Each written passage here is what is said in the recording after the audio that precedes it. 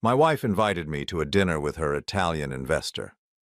I kept quiet and pretended I didn't understand Italian, but then I heard her say something that made me freeze.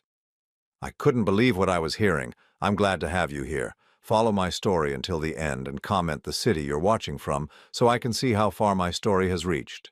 My name is William, and at 65 years old, I thought I knew everything there was to know about my wife. After 37 years of marriage, I believed Leah and I had no secrets between us. I was wrong about that, dead wrong.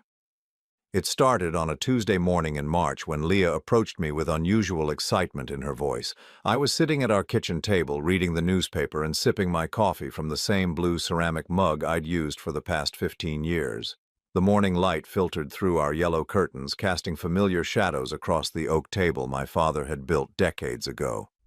"William, darling," Leah said, her voice carrying that particular tone she used when she wanted something, "I have wonderful news about the business." I looked up from the sports section, noting how she'd applied her makeup more carefully than usual. Her dark hair was styled in that way she reserved for important occasions, and she wore the burgundy blouse I'd bought her for Christmas 3 years ago. "What kind of news?" I asked, folding the newspaper. She practically bounced on her toes. "Remember how I've been working on expanding my interior design consultancy? Well, I've connected with this amazing Italian investor who wants to discuss a partnership. He's flying in from Milan just to meet with us." The way she said "us" made something stir in my chest, though I couldn't identify what. Leah had been running her small interior design business for about 8 years now, ever since our finances became tighter after I took early retirement from the construction company.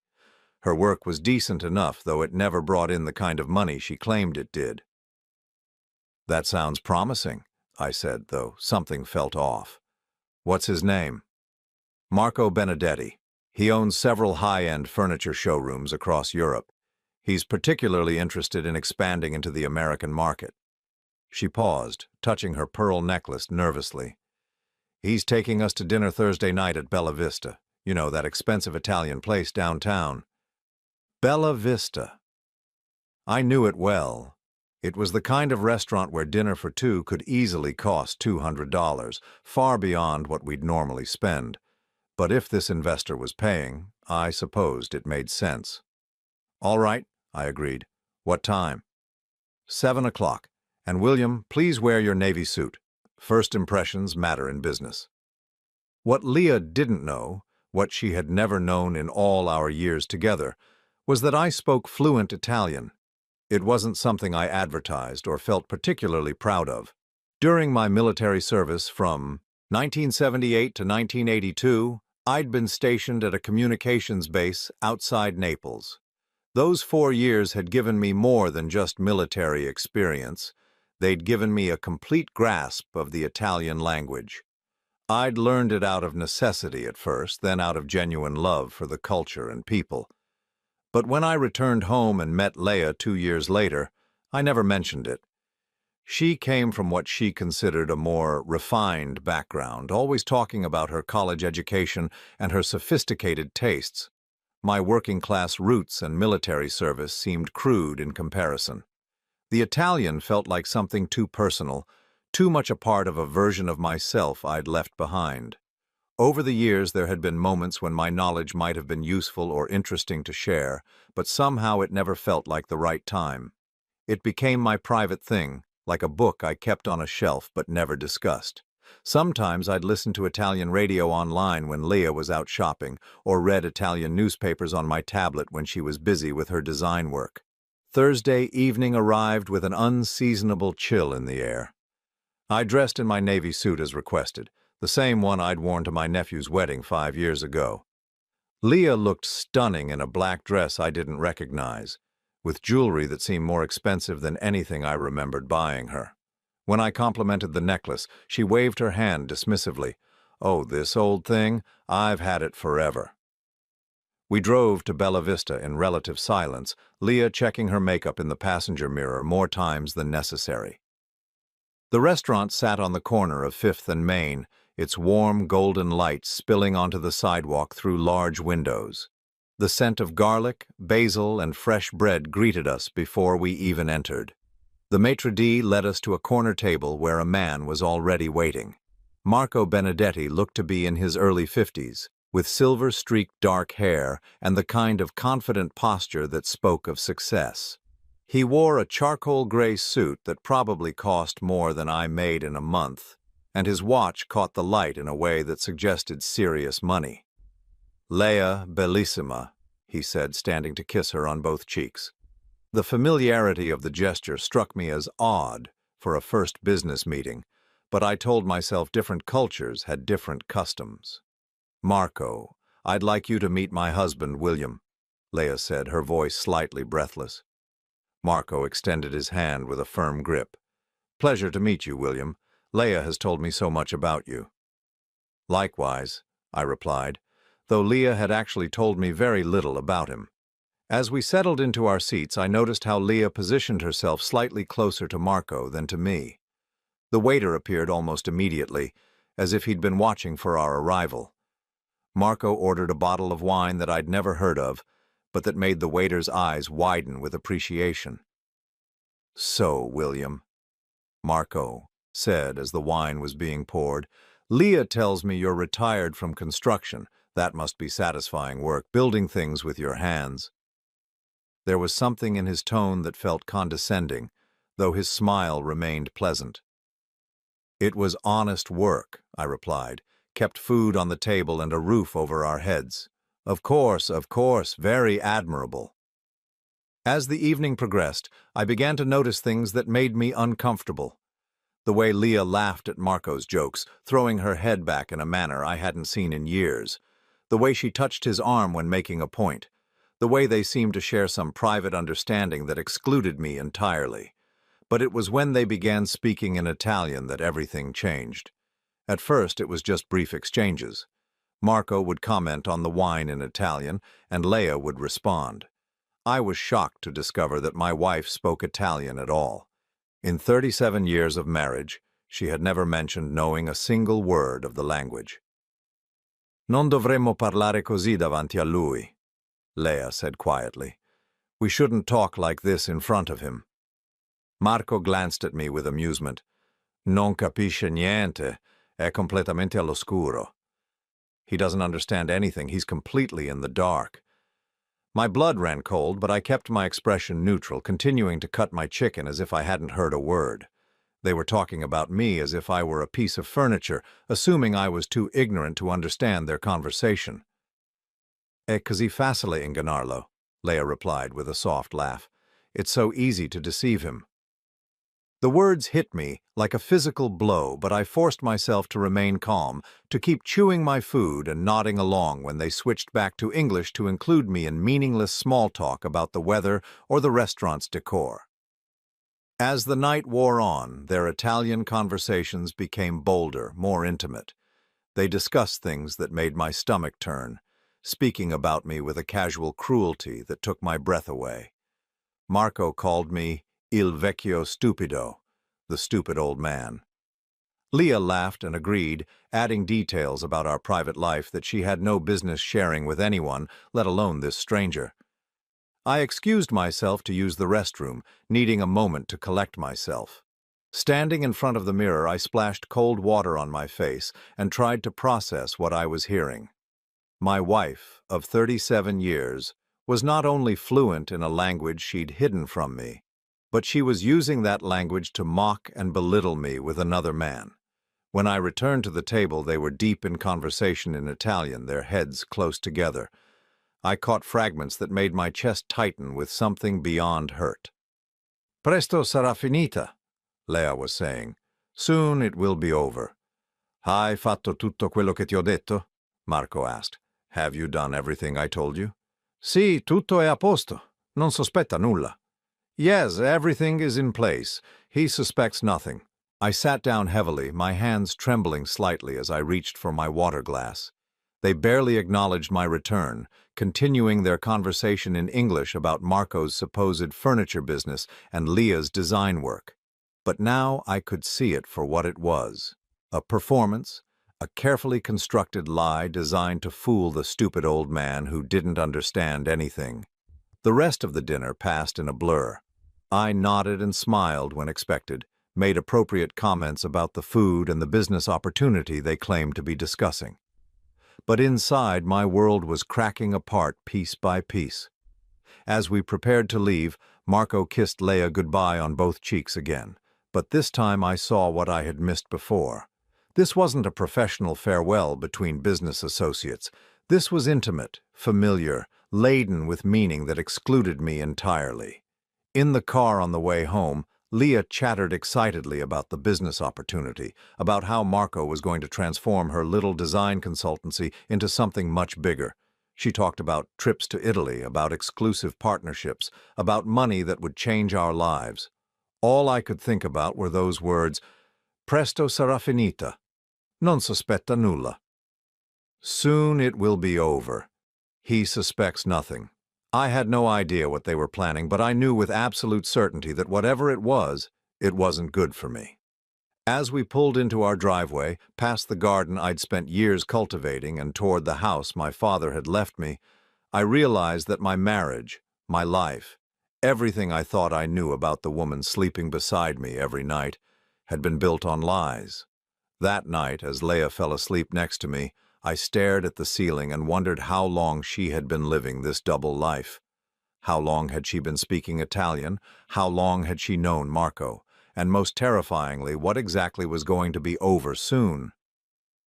The next morning, I couldn't concentrate on anything. Leia bustled around the kitchen, humming Italian songs I'd never heard her sing before, as if the previous evening had filled her with new energy. She made coffee and toast with an almost manic cheerfulness that felt like salt in an open wound. "Wasn't Marco wonderful?" she said, buttering her toast with quick, excited movements. "I can't believe how lucky we are that he chose to work with us." I nodded absently, my coffee growing cold as I pretended to read the newspaper. The words blurred together as my mind raced with questions I couldn't ask without revealing what I knew. How long had this been going on? How had I missed the signs? "William, are you listening to me?" Leia's voice had that edge it got when she thought I wasn't paying proper attention. "Of course. Marco seems very professional." She smiled, that radiant expression that had once made my heart skip, but now felt like a knife twisting in my chest. "He is, and he's going to help us finally live the life we deserve." The life we deserve. The phrase stuck with me as she cleared the breakfast dishes and announced she was going shopping. After 37 years of marriage, I thought we'd been living the life we deserved, modest but comfortable, built on honesty and shared work. Apparently, I'd been wrong about that too. Once her car disappeared down our tree-lined street, I did something I'd never done before in our marriage. I went through her things. I started with her desk in the small room she'd converted into her office 3 years ago. The drawers were surprisingly organized, filled with fabric samples, client folders, and business cards from various suppliers. Everything looked legitimate at first glance, but in the bottom drawer, hidden beneath a stack of design magazines, I found a folder that made my blood run cold. Bank statements, not from our joint account that I knew about, but from an account I'd never seen before. An account in Leah's name only, with a current balance of $63,400. I sat heavily in her chair, my hands shaking as I flipped through months of statements. Regular deposits, always in round numbers. $2,000 here, $3,000 there, sometimes as much as $5,000 at once. The timing of the deposits made my stomach clench with recognition. They coincided with periods when Leia had told me her business was struggling, when she'd asked me to cover more of our household expenses. I thought back to the conversations we'd had over the past 2 years. How she'd worried about keeping her business afloat. How she'd suggested I cash in some of my retirement savings to help with our monthly bills. How grateful she'd been when I'd agreed to mortgage the house my father had left me to give her capital for business expansion. The house. My father's house. The one place I'd thought was secure. The foundation of whatever financial future we might have. I walked to the kitchen and pulled out the folder where I kept our important documents. The mortgage papers were there, signed by both of us 18 months ago. $45,000 against a house that had been paid off for 20 years. The money had gone into our joint account, and Leah had assured me it would be used for her business expansion and to pay down our credit cards. But looking at her secret account statements, I could see exactly where that money had gone. Regular transfers, perfectly timed to coincide with our mortgage payments, hitting our joint account. She'd been systematically moving our money, my father's legacy, into her private account. The phone rang, making me jump. I grabbed it on the third ring, my voice coming out rougher than intended. "William, it's Dr. Romano, our family physician. Leah and I had been seeing him for 15 years, ever since we'd moved to this neighborhood." "Hello, doctor. Is everything all right?" "I was calling about Leah's appointment yesterday. I wanted to follow up on the, test results we discussed." My mind went blank. Test results? There was a pause. "The blood work for her thyroid condition. She mentioned you'd been concerned about her recent weight loss and energy changes. The tests came back normal, which is good news." I gripped the phone tighter. Leah had lost weight recently, about 20 pounds over the past 6 months. When I'd asked about it, she'd said she was stress eating less because the business was going so well. She'd never mentioned seeing Dr. Romano about it, and she certainly hadn't mentioned thyroid problems. "Right," I managed. "That is good news." She seemed relieved. Said she'd been worried about how the stress might be affecting her health, especially with all the traveling she's been doing for work. Italy must be beautiful this time of year. Italy. She's been to Italy? Another pause, longer this time. "William, are you feeling all right?" Leah mentioned she'd been making monthly trips to Milan for the past 6 months to work with that investor of hers. She was concerned that you might be having some memory issues, actually. Said you'd been forgetting conversations and seemed confused about her travel schedule. The room spun around me. Monthly trips to Italy for 6 months.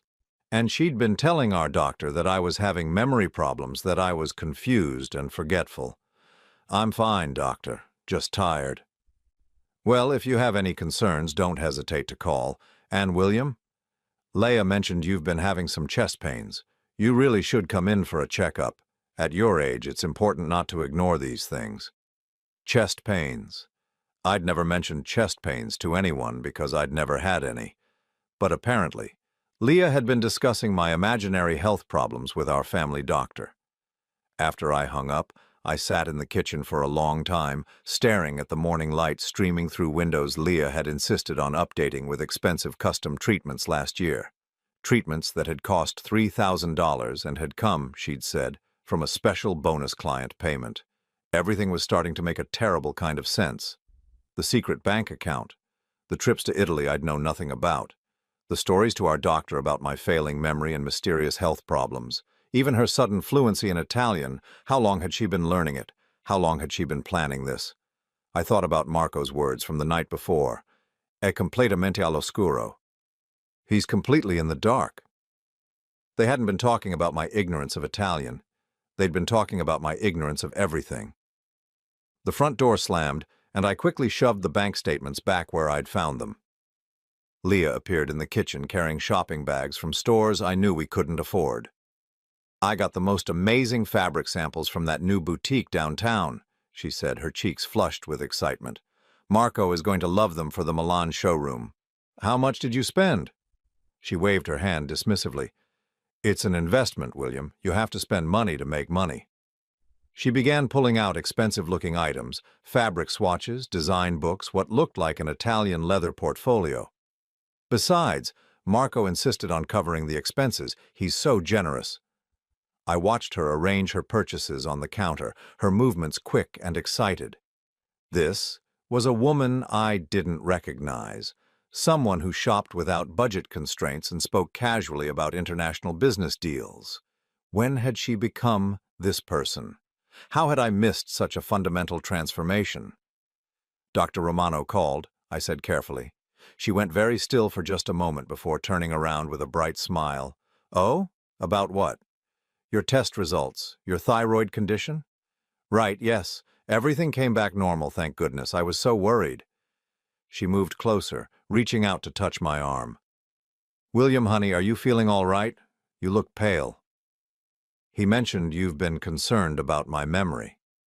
Her expression shifted to one of gentle concern, the kind you'd use with a confused elderly relative. "Darling, you have been having some issues lately. Yesterday you forgot that I told you about my business trip next week, and last month you couldn't remember where you put the insurance papers." I stared at her. This woman who had shared my bed for 37 years, who had eaten thousands of meals at the table my father built, who had promised to love and honor me until death do us part. She was lying to my face with the same ease she might use to comment on the weather. "What business trip?" "See, this is exactly what I'm talking about." She patted my arm in a way that felt patronizing. "I told you this morning that Marco wants me to fly to Milan next week to meet with his design team. It's a huge opportunity for us." Us. She kept saying us when she meant herself and Marco. "How long will you be gone?" "Just 4 days, 5 at the most." She turned back to her shopping, but I caught something in her reflection in the kitchen window, a smile that didn't match her concerned tone. "Don't worry, darling. I'll make sure Mrs. Patterson from next door checks on you." Mrs. Patterson was 82 years old and checked on me as if I were an invalid. The implication was clear. Leah was positioning me as someone who couldn't be trusted to take care of himself for 5 days. That afternoon, while Leah was supposedly meeting with a client, I drove to our bank. I'd never been the type of husband to monitor every penny, but I'd always had access to our joint account, or thought I had. "I'd like to review our account activity for the past year," I told the teller, a young woman who'd helped us many times before. She pulled up the records, and what I saw there confirmed my worst fears. Regular large withdrawals, always signed by Leah, always on days when she'd told me she was working late or meeting with clients. The pattern was clear. Money came in from my retirement deposits and the mortgage on my father's house, and money went out to her private account. But there was something else that made my heart race. Life insurance inquiries. Someone had been asking about my policy, the $300,000 policy I'd taken out years ago when we'd first gotten married. The inquiries had started 6 months ago, right around the time Leah had apparently begun her monthly trips to Italy. "Is there a problem, Mr. Harrison?" the teller asked. "No," I said, though my voice sounded strange even to my own ears. "No problem at all." Driving home, I tried to piece together the timeline. 6 months of trips to Italy, 6 months of secret financial planning, a lover who called me the stupid old man and spoke casually about things being over soon, a wife who was telling our doctor I had memory problems and health issues. As I pulled into our driveway, I noticed Leah's car was already there, though she wasn't supposed to be back from her client meeting for another hour. Through our front window, I could see her on the phone, gesturing animatedly as she spoke. Even from outside, I could tell she was speaking Italian. I sat in my car for several minutes, watching the woman I'd thought I knew, listening to the rhythm of a language I understood but had never shared with her. Tomorrow she would fly to Milan to meet with Marco's design team. In 5 days, she would return with new stories about business opportunities and investment possibilities. But I wouldn't be the stupid old man anymore. I wouldn't be completely in the dark. As I finally got out of the car and walked toward my father's house, the house that might soon belong to someone else entirely, I realized something had fundamentally shifted inside me. For 37 years, I'd been living someone else's version of my life. It was time to start living my own.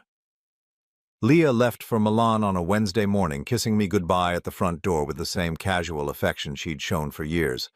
But now I could see the performance in it, the way she tilted her head just so, the practiced concern in her voice when she reminded me to take my blood pressure medication.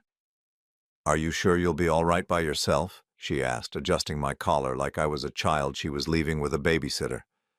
"I've asked Mrs. Patterson to check on you every day." "I'll be fine," I assured her, forcing a smile that felt like it might crack my face in half. After her taxi disappeared around the corner, I stood in my doorway for several long minutes, breathing the crisp morning air and trying to center myself. For the first time in months, maybe years, I felt truly alone in my own house. It should have been liberating. Instead, it felt dangerous, like being alone with a truth too big to carry. I had 5 days to figure out what they were planning, 5 days to understand what presto sarà finita really meant. I started by going through Leia's office more thoroughly. This time, I wasn't just looking for bank statements. I was looking for anything that might explain the growing sense of dread that had settled in my chest like a weight. In the back of her filing cabinet, behind folders of legitimate client work, I found a manila envelope that stopped my heart. Inside were photocopies of documents I recognized immediately: my life insurance policy, my will, the deed to the house, even medical records from Dr. Romano's office. But it wasn't just that she had copies. Someone had annotated them in handwriting I didn't recognize. Marco's, I assumed. Notes in the margins about beneficiaries and payout timelines, question marks next to certain clauses. Most chilling of all, a yellow sticky note attached to my medical records with a single word written in Italian. Cuore. Heart. My hands trembled as I set the documents on Leia's desk. They had been studying my life like a business plan, examining every detail of what would happen when I was no longer in the picture. I remembered Dr. Romano's call about my supposed chest pains, the symptoms I'd never reported but that Leah had apparently been discussing with him. She was building a medical history, creating a paper trail that would support a particular narrative when the time came. The phone rang, making me jump so violently that I knocked over Leah's coffee mug. I grabbed it on the second ring, my heart pounding. "William, ciao, it's Marco." I gripped the receiver, forcing my voice to remain steady. "Hello, Marco. Leia's not here. She left for Milan this morning." See, I know. Actually, I wanted to speak with you." There was something different in his tone, a casual confidence that made my skin crawl. "Leia tells me you haven't been feeling well lately." "I feel fine." "Chest pains, no? At your age, these things can be very serious, very unpredictable." The word hung in the air between us like a threat. I said nothing. "Listen, William, I wonder if you might join me for lunch today. There are some business matters Leah and I have been discussing that affect you directly. You deserve to understand what we're planning for your future." My future. The irony wasn't lost on me. "Where did you have in mind?" "Do you know Rossini's?" "On Oak Street. Very quiet, very private. Perfect for sensitive conversations." I knew Rossini's. It was the kind of place where tables were spaced far apart and conversations couldn't be overheard. The kind of place where someone might say things they wouldn't want witnesses to remember. 1 o'clock? Marco suggested. "I'll be there." After I hung up, I sat in Leia's chair for a long time, staring at the annotated documents spread across her desk. Marco wanted to meet with me while Leah was safely in Milan. He wanted to have a conversation about my future in a private restaurant where no one would overhear us. For the first time since this nightmare began, I felt something beyond hurt and betrayal. I felt fear. But I also felt something else, a cold, calculating anger that surprised me with its intensity. If they thought they were dealing with a confused old man who would walk blindly into whatever trap they'd set, they were about to learn otherwise. I arrived at Rossini's 15 minutes early, choosing a table near the back wall where I could see the entrance. The restaurant was dimly lit, with heavy curtains and the kind of old-world atmosphere that suggested expensive wine and private deals. Perfect for Marco's purposes. He arrived exactly at 1 o'clock, dressed in the same expensive style I'd seen at Bella Vista. But today there was something different about his demeanor. Less charming, more businesslike. The mask was slipping. "William, thank you for coming." He slid into the seat across from me, signaling the waiter with the practiced ease of someone accustomed to getting immediate attention. "I hope you don't mind. I took the liberty of ordering wine, a very good Barolo." "That's fine." I kept my voice neutral, my hands steady on the white tablecloth. "You seem nervous," Marco observed, studying my face with the calculating look of a predator sizing up prey. "Should I be?" He laughed, but it was a cold sound. That depends entirely on how reasonable you choose to be. The waiter appeared with the wine, going through an elaborate presentation that Marco clearly expected. After the glasses were poured and we were alone again, Marco leaned back in his chair with the relaxed confidence of a man who believed he held all the cards. "Let me be direct, William. Leah and I are in love." The words hit me like a physical blow, even though I'd suspected as much. Hearing it stated so casually, so matter-of-factly, made something inside me shrivel up and die. "How long?" I managed. "2 years, maybe longer." He shrugged as if the timeline was irrelevant. "She's been very unhappy in your marriage for quite some time. You must have sensed that." I had sensed it, actually. The gradual cooling, the way she'd stopped asking about my day or sharing details about hers. The way we'd become polite strangers sharing the same house. But I'd attributed it to the natural evolution of a long marriage, not to betrayal. "She wants a divorce, of course," Marco continued, swirling his wine. "But there are complications, financial complications." "Such as?" "Your house, your retirement savings, the life insurance policy. These things are substantial, but in a divorce, especially given your age and health issues, the settlement might not be as favorable as we'd hoped." Health issues. There was that phrase again, spoken as if my supposed medical problems were established fact rather than convenient fiction. "I see." Marco leaned forward, his voice dropping to a more intimate tone. "But there is another solution, a simpler one." My blood turned to ice. "Go on." "Men your age, with heart conditions, often have sudden episodes. Very sad, very natural, especially when they're under stress." He paused, taking a sip of wine. "The stress of discovering your wife's affair, for instance. That kind of shock can be fatal." The restaurant seemed to fade around me. The quiet conversations at other tables, the clink of silverware, the soft jazz playing in the background, it all became white noise as Marco's words settled into my consciousness like poison. "You're talking about murder." "I'm talking about a natural death brought on by emotional trauma and pre-existing health conditions." His tone was as casual as if he were discussing the weather.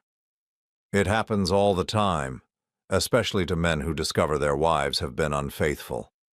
I forced myself to take a sip of wine, using the gesture to buy time while my mind raced. "And Leah knows about this plan?" "Whose idea do you think it was?" The words hit me like a sledgehammer. My wife, the woman who had shared my bed for 37 years, who had eaten dinner with me almost every night for decades, who had stood beside me at my father's funeral and promised to love me in sickness and in health, had planned my murder. "When?" My voice sounded strange, distant, like it was coming from someone else. "Soon. Very soon. Leah is establishing an alibi in Milan as we speak. When she returns, she'll discover that you've learned about our relationship. The shock will trigger a heart episode. By the time the paramedics arrive, it will be too late." He reached into his jacket and pulled out a small vial filled with clear liquid. "This will help ensure the desired outcome. Tasteless, odorless, mixed into your evening medication, it will cause symptoms that perfectly mimic a massive heart attack. The autopsy will show an enlarged heart, arterial blockage, all the signs of natural death in an elderly man under severe emotional distress." I stared at the vial, this small glass container that represented the end of my life. "You've done this before." "I'm a businessman, William. Sometimes business requires creative solutions to complex problems." "And if I refuse to cooperate? If I call the police right now?" Marco's smile turned predatory. "Who would believe you? A confused elderly man with documented memory problems and paranoid delusions? Leah has been very careful to establish your mental instability with your doctor, your neighbors, even your own family. If you try to accuse us of anything, it will only reinforce the narrative that you're suffering from dementia." He was right, and we both knew it. Leah had been building this trap for months, maybe years. Every conversation with Dr. Romano about my supposed memory issues, every concerned comment to the neighbors about my confusion, every worried phone call to distant relatives about my declining mental state, it had all been preparation for this moment. Of course, Marco continued, and there is an alternative. Which is? You could simply disappear. Leave town, start over somewhere else. Leah would get the house, the insurance money, everything, but you would keep your life. And live as what? A fugitive from my own existence? Better than the alternative, don't you think? I sat in silence for several long minutes, letting him think I was considering his offer. In reality, I was memorizing every word he'd said, every detail of his expression, every nuance of this conversation that I would need to remember later. Finally, I set down my wineglass and met his eyes. I need time to think. Of course, but not too much time. Leah returns on Sunday. Things will need to be resolved by then. He stood up, dropping money on the table for the wine we'd barely touched. It's been a pleasure talking with you, William. I do hope you make the smart choice. As he walked away, I noticed he'd left the vial on the table, partially hidden beneath his napkin, a final, casual reminder of how easily he could end my life. I sat alone for another 20 minutes, staring at that small glass container and trying to process the magnitude of what I'd just learned. My wife wanted me dead. Not divorced, not separated, dead. She had planned it with her lover with the same attention to detail she brought to her interior design work. But as the shock began to fade, I realized something that surprised me. I wasn't just afraid, I was angry. Furious, actually. For 37 years, I had been a faithful husband, a reliable provider, a man who kept his word and honored his commitments.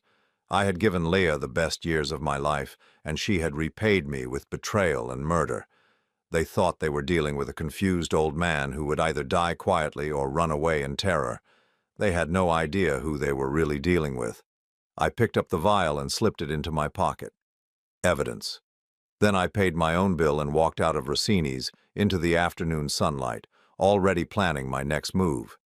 If Leah and Marco wanted to play games with life and death, I would show them how the game was really played. I drove home from Rossini's in a daze, Marco's words echoing in my mind like a death sentence. The small vial in my pocket seemed to burn against my leg, a constant reminder of how close I was to the end they had planned for me. But as I pulled into my driveway and looked at the house my father had built with his own hands, something crystallized inside me. I wasn't going to run. I wasn't going to die quietly. And I sure as hell wasn't going to let them get away with this. That evening I did something I hadn't done in years. I called my old Army buddy, Frank Peterson. Frank had retired from the military and become a private investigator, specializing in divorce cases and insurance fraud. We'd kept in touch sporadically over the decades, Christmas cards and the occasional phone call, but I hadn't spoken to him in almost 3 years. William Harrison. Frank's gruff voice came through the phone. Well, I'll be damned. How are you, old friend? I need help, Frank. The kind of help that requires discretion and experience with difficult situations. There was a pause. Frank had always been sharp, and he caught the seriousness in my tone immediately. What kind of trouble are you in? The kind where my wife and her lover are planning to murder me for the insurance money. Another pause, longer this time. Jesus Christ, William, are you sure about this? Dead? Sure, literally. Can you talk freely? Yes. Leah's in Milan establishing an alibi. I have until Sunday before she comes back to put their plan into action. All right, listen to me. Don't touch anything in the house that might be evidence. Don't change your routine in any way that might seem suspicious. And whatever you do, don't let them know that you know. Can you meet me tomorrow morning? Where? Remember that diner we used to go to near the base? Mel's. It's still there. 9 a.m. I'll be there. William, be careful. If they're willing to kill you, they won't hesitate to move up their timeline if they suspect you're onto them. After I hung up, I sat in my kitchen for a long time, looking around at the space where I'd eaten thousands of meals with a woman who was planning my death. The cherry cabinets I'd installed myself 15 years ago. The tile backsplash Leia had insisted on updating last spring with money that had apparently come from my own stolen savings. The breakfast nook where we'd shared coffee and conversation every morning for decades, most of it apparently lies on her part. But I couldn't afford to wallow in self-pity. I had work to do. I started by going through the house methodically, looking at everything with new eyes. If Leah had been planning this for months, there would be evidence. People who plan murders don't do it on impulse. They prepare, they research, they make mistakes. In our bedroom, I found the first piece of the puzzle. Hidden in the back of Leia's jewelry box, behind a tangle of costume necklaces I'd seen her wear for years, was a small digital recorder, the kind that could fit in a purse or pocket, the kind that could record conversations without anyone knowing. My hands shook as I played back the most recent recording. It was my voice talking to Dr. Romano during my last appointment 6 months ago. I remembered the visit, just a routine checkup, nothing serious. But listening to it now, I realized Leah had been sitting in the waiting room with that recorder running, capturing every word. "Any chest pain, shortness of breath?" Dr. Romano's voice asked. "No, nothing like that," my voice responded. "Good, good. Your blood pressure's a little elevated, but that's normal for your age. Any stress at home? Changes in routine?" "Not really. Leah's business has been keeping her busy, but nothing I can't handle." "How's your sleep? Any trouble with memory, concentration?" "Sleep's fine. Memory's still sharp, thank God." The recording cut off there, but I could see how it could be edited, taken out of context, used to support a narrative about failing health and cognitive decline. Combined with whatever lies Leah had been telling Dr. Romano separately, it would paint a picture of a man in rapidly declining health who was hiding his symptoms out of pride or denial. I found more recordings hidden in various places throughout the house, conversations with neighbors, phone calls with the bank, even casual remarks I'd made about feeling tired after working in the yard, all of it carefully documented, ready to be used to build the case for my deteriorating condition. But the most damning evidence was in her laptop. Leah had always been careless with technology, never quite grasping the importance of strong passwords or secure browsing. It took me less than 10 minutes to crack her login. Our anniversary date, of course. The irony wasn't lost on me. Her browser history told the story of a woman planning murder with the same methodical approach she brought to interior design. Searches for undetectable heart attack drugs, life insurance payout timelines, symptoms of heart failure in elderly men. She'd visited forums where people discussed poisons, read articles about forensic investigations, even researched the specific drug Marco had shown me at lunch. But it was her email account that provided the smoking gun. Months of correspondence with Marco, all in Italian, love letters mixed with detailed planning sessions. They discussed my routines, my health, my financial situation with the cold precision of predators stalking prey. "Il vecchio sta diventando sospettoso," Leah had written 3 weeks ago. "The old man is becoming suspicious." Marco's response: "Dobbiamo accelerare la tempistica. Non possiamo permettere che scopra la verità. We need to accelerate the timeline. We can't let him discover the truth."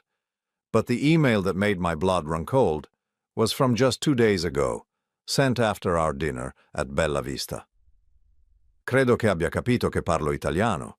Il modo in cui mi guardava. Forse dovremmo agire prima del previsto." I think he realized I speak Italian. The way he looked at me. "Maybe we should act sooner than planned." Marco's reply was brief. "No. Aspetta il mio segnale. Domenica sera, come abbiamo discusso. Il farmaco è pronto." "No. Wait for my signal. Sunday evening, as we discussed. The drug is ready. Sunday evening. In 3 days they plan to kill me." I printed out every email, every search history entry, every piece of evidence I could find. Then I carefully covered my tracks, making sure there was no digital trace of my investigation. If they checked the computer later, they would find everything exactly as Leah had left it.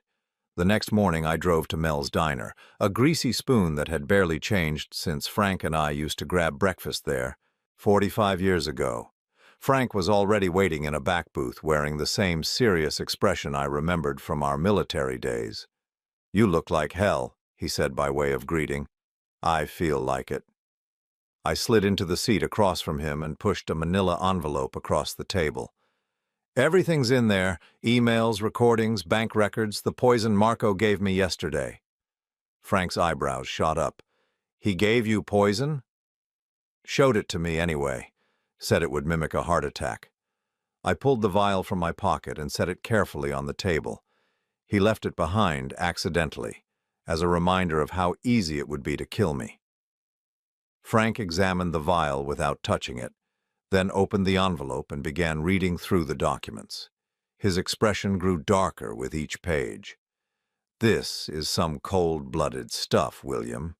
Your wife's been planning this for at least 18 months, maybe longer. The financial manipulation, the medical gaslighting, the character assassination, it's textbook spousal murder preparation. Can we stop them? We can do better than that. We can destroy them." Frank leaned back in the booth, his mind already working on the angles. "But it's going to require you to play along for a few more days. Can you handle that?" "What do you mean?"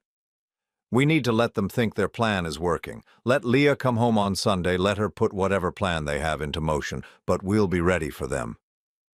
"You want me to let them try to kill me?" "I want you to let them think they're killing you." Frank smiled for the first time since I'd arrived. "Trust me, old friend. By the time we're done with them, they'll be the ones facing a life sentence." Over the next hour, Frank outlined his plan. It was elaborate, risky, and required precise timing. But if it worked, Leah and Marco wouldn't just be caught red-handed, they'd be trapped by their own greed and arrogance. "The key," Frank explained, "is making them think they've succeeded. We let them go through with their plan, let them poison you, let them watch you die. Then, when they're celebrating their victory, we spring the trap.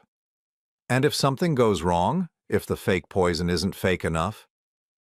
That's why we have backup plans, medical support on standby, antidotes ready, the whole 9 yards. You'll never actually be in danger, William, but they won't know that." As we finalized the details, I felt something I hadn't experienced in months. Hope. Not just hope for survival, but hope for justice. Leah and Marco had underestimated the stupid old man. They were about to learn just how costly that mistake could be. "There's one more thing," Frank said as we prepared to leave. "Once we do this, there's no going back. Your marriage will be over, obviously. But more than that, you'll know exactly what your wife thought of you, exactly how little your life meant to her. Are you prepared for that?" I thought about the question as I drove home, past the familiar landmarks of a life I was about to leave behind forever. The park where Leah and I used to walk on Sunday afternoons. The church where we'd gotten married 37 years ago. The tree-lined streets where we'd built what I thought was a happy life together. By the time I pulled into my driveway, I had my answer. I was more than prepared for the truth. I was hungry for it. Let Leah come home from Milan thinking she was returning to finish off a confused, helpless old man. Let Marco believe he was dealing with an easy mark who would die quietly and conveniently. They wanted to play games with my life? Fine. Game on. Sunday arrived gray and cold, with the kind of bitter wind that cuts right through your coat and settles in your bones. I stood at my kitchen window watching for Leah's taxi while trying to calm my nerves. In a few hours, my wife of 37 years would try to murder me. The thought still seemed surreal, like something from a television drama rather than my own life. Frank had spent the previous 2 days setting everything up. Hidden cameras in strategic locations throughout the house. Audio recording equipment that could capture conversations from 3 rooms away. Medical personnel standing by just outside our neighborhood, ready to intervene if anything went wrong. Most importantly, he'd replaced Marco's poison with a harmless substance that would create the symptoms they expected, without actually endangering my life. "Remember," Frank had told me during our final briefing the night before, "you need to sell this performance completely. They can't suspect for even a second that you know what's happening. Act confused, vulnerable, maybe a little paranoid. Give them exactly what they expect to see. At 3:15 in the afternoon, the taxi pulled up. I watched from behind our living room curtains as Leah paid the driver and gathered her luggage. She looked radiant, refreshed from her trip. The trip where she'd been establishing an alibi while her lover prepared to murder her husband. I was sitting in my recliner pretending to doze when she walked through the front door. "William? Honey, I'm home." Her voice carried that artificially bright tone she'd been using more often lately, the one that sounded like she was performing happiness rather than feeling it. "In here," I called out, adding a slight tremor to my voice that wasn't entirely fake. She appeared in the doorway, still wearing her traveling clothes, her face arranged in an expression of loving concern. "Oh, sweetheart, you look tired. Have you been taking care of yourself? Mrs. Patterson checked on me yesterday, brought me some soup. That's nice." Leah set her purse on the coffee table and sat on the edge of the sofa, studying my face with what I now recognized as calculation rather than concern. "How are you feeling? Any chest pain? Shortness of breath?" There it was, the setup. She was already planting the seeds for what was to come. "A little tired, maybe. Nothing serious." She nodded, as if filing away the information. "Well, you should probably take it easy tonight. I brought you something from Italy, some special tea that's supposed to be very good for circulation." Special tea. I wondered if that was how they planned to deliver the poison. "That sounds nice. How was your trip?" Leah launched into an animated description of her time in Milan, talking about meetings with Marco's design team and opportunities for future collaboration. She was a good actress, I had to give her that. If I hadn't known the truth, I would have believed every word. But I did know the truth, and watching her perform this elaborate lie made my stomach turn. This woman had shared my bed for decades, had comforted me when my father died, had celebrated every small victory, and commiserated over every disappointment. Now she was sitting 3 feet away, planning the final details of my murder. "Marco sends his regards, by the way," she said casually. "He's flying back tomorrow to finalize some business arrangements. He might stop by to see how you're doing." How I was doing. The euphemism was almost funny. The afternoon passed in a strange simulation of normalcy. Leah unpacked her luggage, showing me small gifts she'd supposedly bought in Milan. She cooked dinner, my favorite pot roast, which should have been a comfort but instead felt like a condemned man's last meal. We watched television together on the sofa, her hand occasionally reaching over to touch my arm or check my forehead for fever. Every gesture was perfectly calculated, designed to reinforce the narrative of a loving wife caring for an increasingly fragile husband. If I died tonight, everyone would remember how concerned she'd been, how she'd noticed I wasn't feeling well, how she'd tried to take care of me in my final hours. At 8:30, she went to the kitchen to make the special tea. I listened to her moving around, opening cabinets, running water. My heart was pounding so hard I was sure she'd be able to hear it when she returned. This was it, the moment of truth. In a few minutes, she would hand me a cup of tea laced with what she believed was a lethal dose of cardiac medication. "Here we go," she said, returning with a steaming mug on a small tray. "This should help you sleep." The tea smelled like chamomile with an underlying medicinal odor that made my skin crawl. I accepted the mug with hands that shook only slightly, perfect for someone with supposedly failing health. "Thank you. You're always taking such good care of me." Something flickered across her face at those words. Guilt, regret, or just annoyance that I was being sentimental at an inconvenient moment. "Drink it while it's hot," she urged. "It works better that way." I lifted the mug to my lips and took a small sip.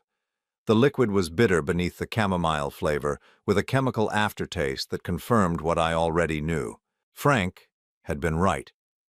They were using a drug that would simulate heart failure, probably something that would be difficult to detect in a standard autopsy. "It's good," I lied, taking another sip. different from what we usually have. It's a special blend. Marco recommended it specifically for circulation problems. I drank about half the tea, then set the mug down and leaned back in my chair with a satisfied sigh. That hits the spot. I think I might turn in early tonight. That's a good idea. You need your rest. But instead of the loving concern that should have been in her voice, I heard something else. Anticipation. She was waiting for the drug to take effect, watching for the first signs that her plan was working. I didn't have to wait long to give her what she expected. Frank had coached me on the symptoms: chest pain, shortness of breath, confusion, and eventually collapse. The harmless substitute they'd given me would actually produce mild versions of these effects, making my performance more convincing. 20 minutes after finishing the tea, I pressed my hand to my chest and winced. "William, what's wrong?" "Just a little tightness, probably nothing." Her eyes sharpened, and I saw her glance at the clock. Right on schedule. 5 minutes later, I doubled over with a groan, clutching my chest with both hands. "Something's wrong, the pain, it's getting worse." "Maybe I should call 911, she said, but her tone lacked urgency. She was going through the motions, establishing her concerned wife routine for when the authorities asked questions later. No, it's probably just heartburn. Help me to the bedroom. I'll lie down for a while." She supported me as I stumbled toward our room, my performance becoming more dramatic with each step. By the time we reached the bed, I was gasping for breath and clutching my left arm in the classic signs of cardiac distress. "William, you're scaring me," she said, but I could hear the excitement beneath her fear. This was exactly what she'd been waiting for. I collapsed onto the bed, my breathing becoming increasingly labored. Through half-closed eyes, I watched her watch me, saw the way she calculated each symptom against whatever timeline Marco had given her. The phone rang, making us both jump. Leah answered it quickly, and I could tell from her side of the conversation that it was Marco checking in. "Yes, he drank it all. About 40 minutes ago. Yes, it's working exactly like you said it would. No, I don't think we should call anyone yet. Let's wait a little longer." Let's wait a little longer. Until I was dead, she meant, until there was no chance that medical intervention could save me. I let my breathing become more and more shallow, my movements weaker and more erratic. This was the most important performance of my life, and I couldn't afford to overdo it or underdo it. It had to be perfect. "William?" She leaned over me, her face a mask of fake concern. "Can you hear me?" I managed a weak nod, then let my eyes roll back slightly. According to Frank's research, this would be about the time that the real drug would cause loss of consciousness. I think I need help," I whispered, my voice barely audible. "Shh, it's okay. Everything's going to be okay." But as she said those words, I saw something in her expression that chilled me to the bone. Relief. She was relieved that I was dying. After 37 years of marriage, the woman I'd loved and trusted was actively looking forward to my death. My breathing became increasingly irregular, with longer and longer pauses between breaths. I let my body go completely limp, my eyes staring sightlessly at the ceiling. For several long minutes, Leah just sat there watching me, waiting, making sure I was really gone before she called for help and began her grieving widow performance. Finally, she reached for the phone. 911? "Yes, I need an ambulance. My husband, I think he's having a heart attack. He's not breathing." Her voice was perfect, panicked but trying to stay calm, devastated but coherent enough to give clear information. She provided our address, described my symptoms, answered all their questions with exactly the right mix of fear and helpfulness. "Please hurry," she sobbed into the phone. "I can't lose him. We've been married for 37 years. The performance was so convincing that for a moment I almost believed it myself. Almost forgot that this was the same woman who had been planning my murder for months. But then I heard her make a second call. "It's done," she said quietly, presumably to Marco. "He's gone. The paramedics are on their way, but there's nothing they can do now. Yes, exactly like you said. Very peaceful, very natural. I'll call you after they take the body away." The body. That's what I was to her now. Not William. Not her husband of nearly 4 decades. just a body to be disposed of, so she could start her new life with Marco. I lay there in our bed, listening to her prepare for the arrival of the paramedics, and I felt something I'd never experienced before, the cold satisfaction of knowing that justice was about to be served. Leah had no idea that every word she'd spoken, every phone call she'd made, every moment of her carefully orchestrated murder plot had been recorded by Frank's hidden cameras and microphones. She thought she was minutes away from freedom and a $300,000 insurance payout. Instead, she was about to discover that the stupid old man she'd married wasn't quite as stupid as she'd thought. The sound of sirens filled the air as the ambulance pulled into our driveway. I remained perfectly still on the bed, maintaining my death performance while Leah rushed to let the paramedics in. Her footsteps echoed through the house, quick and nervous as she practiced her grieving widow act one final time. "He's in here," I heard her tell them, her voice cracking with perfectly manufactured emotion. "I think it was his heart. He's been having problems lately, and tonight he just collapsed." The paramedics entered our bedroom with professional efficiency, their equipment rattling as they set up around what they believed was my corpse. But these weren't real paramedics. They were part of Frank's elaborate setup, trained actors who knew exactly how to play their roles. "Ma'am, I need you to step back," one of them said, gently moving Leah away from the bed. "Let us do our work." They went through all the motions of attempting resuscitation, checking for vital signs, using medical equipment that beeped and hummed convincingly. The whole time, Leah stood in the doorway watching, her face a perfect mask of hope and desperation. "Is there anything you can do?" she asked, right on cue. "Please, he's all I have." "I'm sorry, ma'am," the lead paramedic said after several minutes of theatrical effort. "There's nothing we can do. He's been gone for too long." Leah let out a wail that would have been Emmy-worthy if I didn't know it was completely fake. She collapsed into a chair, sobbing into her hands while the paramedics covered my body with a sheet and prepared to transport me. "We'll need to take him to the hospital," they explained. "The coroner will need to examine the body, but given his age and medical history, it appears to be natural causes, a heart attack most likely." Natural causes. Exactly what Leah and Marco had planned for. After they loaded my supposedly lifeless body into the ambulance, I was driven to Frank's facility, a converted warehouse on the outskirts of town where he'd set up a complete surveillance center. The real paramedics were waiting there to check me over and make sure the substitute drug hadn't caused any actual harm. "You're one hell of an actor," Frank said as I sat up on the stretcher. "Even I almost believed you were dead." "How long do we wait?"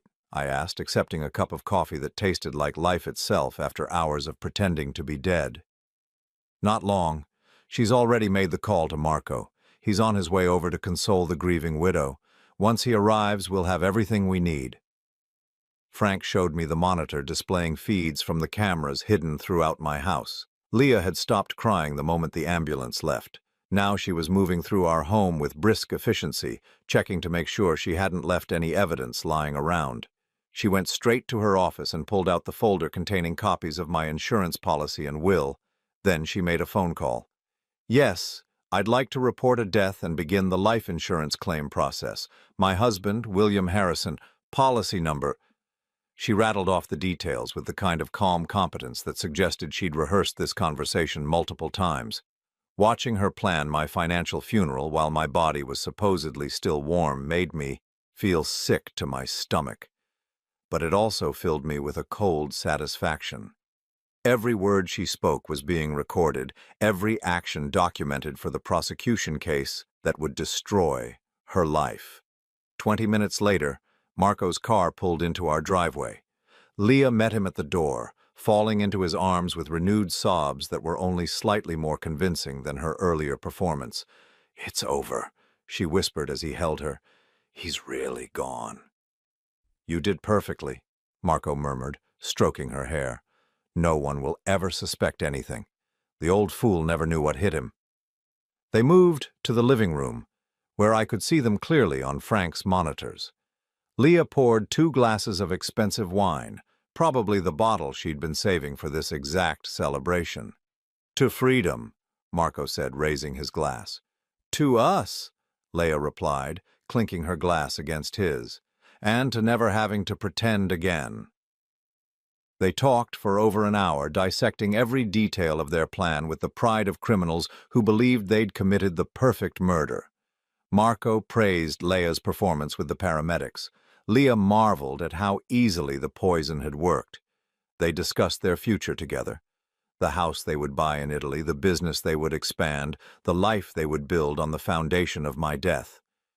The insurance money will take a few weeks to process, Leia said, curled up against Marco on the sofa where I'd sat with her thousands of times over the years. But once it comes through, we can disappear. No one will ever connect us to anything suspicious. And the house? Marco asked. I'll sell it as soon as the estate is settled. William's father built it himself, so there's a lot of sentimental value that will drive up the price. I'm thinking we can get at least $400,000 for it. My father's house. The home where I'd spent my childhood, where I'd brought Leia as a bride, where I'd planned to live out my final years in peace. She was already calculating how to profit from its sale before my body had even reached the morgue. What about the neighbors, his friends? Won't they find it suspicious that you're selling so quickly? Marco asked. Leia laughed, a sound that was pure ice. Are you kidding? They all think I'm the devoted wife, who can't bear to live in the house where my beloved husband died. They'll probably help me pack. That's when Frank decided we had enough. The front door burst open with a crash that shook the whole house. FBI agents flooded into the living room, weapons drawn, shouting commands for Leia and Marco to put their hands where they could be seen. Through the monitor, I watched my wife's face transform from confusion to shock to absolute terror as she realized what was happening.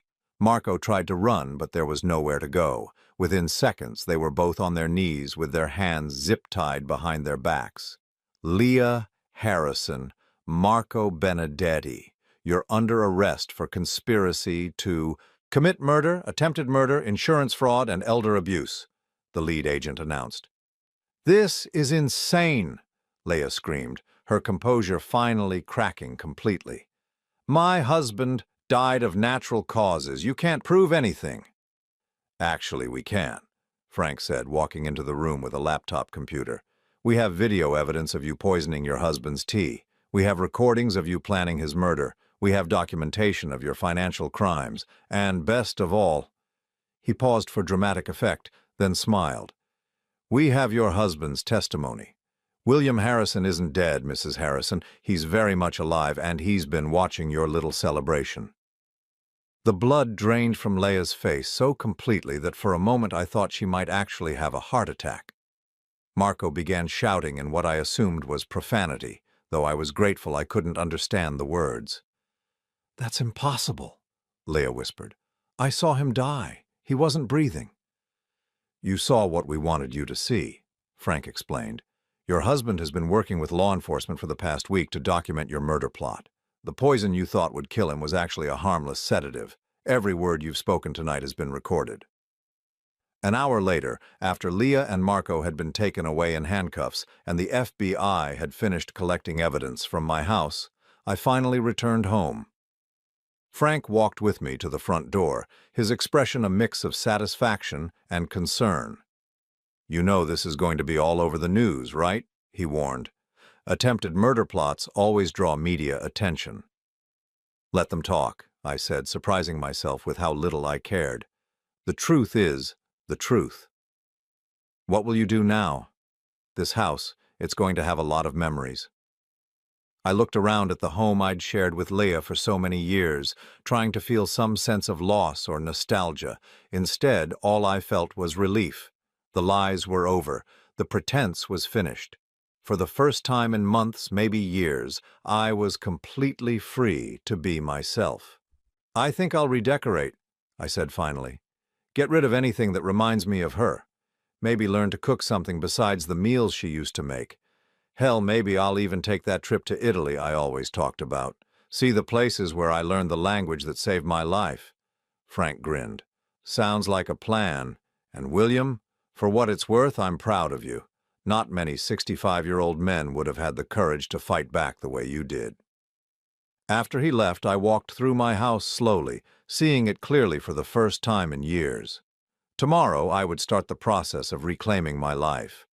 I would redecorate this place or sell it and move somewhere new. I would reconnect with old friends I'd lost touch with during my marriage. I would travel, read, maybe even write the story of what had happened to me. But tonight, I simply sat in my kitchen with a cup of coffee, watching the sun rise over the garden I'd tended for decades. In a few hours, Leah and Marco would be arraigned on charges that would put them away for the rest of their lives. The $300,000 life insurance policy they'd coveted would remain untouched. The house they'd planned to sell would stay in my name.